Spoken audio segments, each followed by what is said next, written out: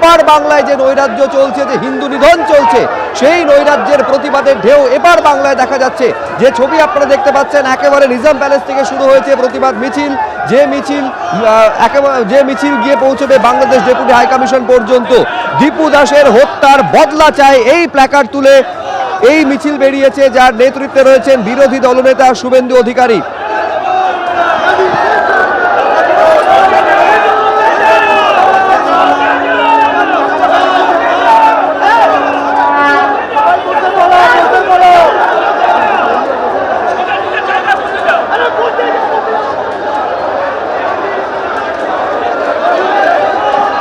এই মুহূর্তে দেখা যাচ্ছে যে একটা জায়গায় বসে পড়েছে এই মিছিলে যারা রয়েছেন, যে সাধু সন্তরা পা মিলেছেন, তারা বসে পড়েছেন।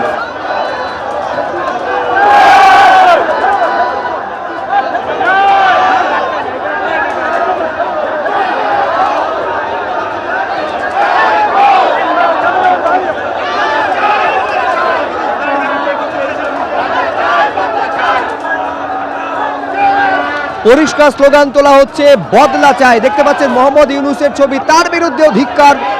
এই মিছিল থেকে তো ধিক্কার ধ্বনি উঠছে।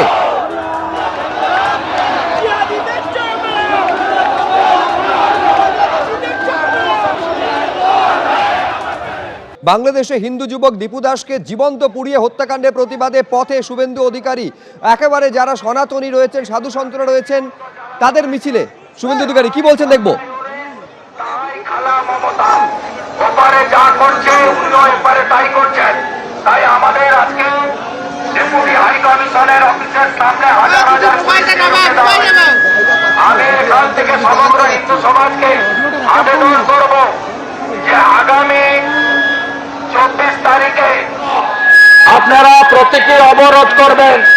হিন্দুদের আবেদন করব, আপনারা 1 ঘন্টা 2 ঘন্টা যতটা পারবেন অবরোধ করবেন। এবং আমরা এখানে ভারত সরকারের কমার্স অফিসেও যাব, গিয়ে বলবো একটা ট্রেড পারমিট এখান থেকে দেওয়া যাবে না, 1 কেজি পেঁয়াজও ওখানে পাঠানো যাবে না, যতক্ষণ না দীপু দাসের হত্যাকারীদের সাজা না হচ্ছে। পরিষ্কার ভাবে বলতে চাই। আর আমি আপনাদেরকে বলবো, শান্তিপূর্ণ এই কর্মসূচিতে আপনারা মুখে মুখে শুনে 5000-এর বেশি মানুষ এসেছেন, বর্ণ ধর্ম নির্বিশেষে সমস্ত হিন্দুরা এসেছেন। আমি তাদেরকে, রাষ্ট্রবাদী মুসলিম কয়েকজনকেও দেখছি এসেছেন, আমি তাদের ধন্যবাদ জানাবো। মঠ মন্দির থেকে সর্বানন্দ মহারাজের নেতৃত্বে 250-এর বেশি মহাসাধু, আমাদের সন্ত সাধু, মাতাজি, গুরুজি, প্রণম্য সাধুরা, তারাও এখানে বিপুল সংখ্যায় এসেছেন। আমি তাদের কৃতজ্ঞতা জানাচ্ছি। এবং আগামী 26 তারিখে আমরা পুনরায় 10,000 মানুষ নিয়ে বাংলাদেশ ডেপুটি হাই কমিশন অভিযান করব। এবিপি আনন্দ, এগিয়ে থাকে, এগিয়ে রাখে।